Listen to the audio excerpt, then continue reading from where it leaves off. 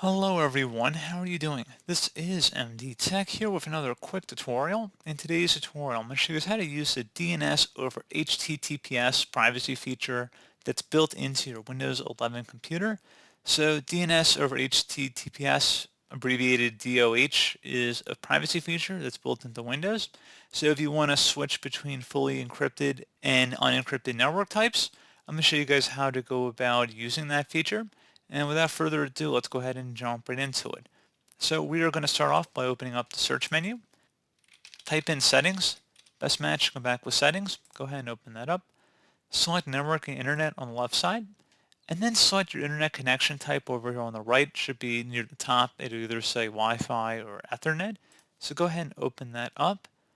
And then if you scroll down on the right side where it says DNS server assignment, it might say automatic down here, DHCP. Click the edit button.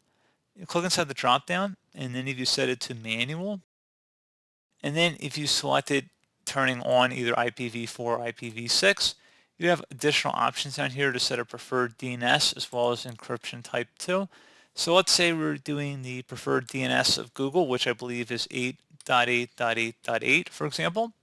If you set preferred DNS encryption, if you click inside the drop-down, you have three options here: unencrypted only, encrypted only, DNS over HTTPS, as well as encrypted preferred, unencrypted allowed.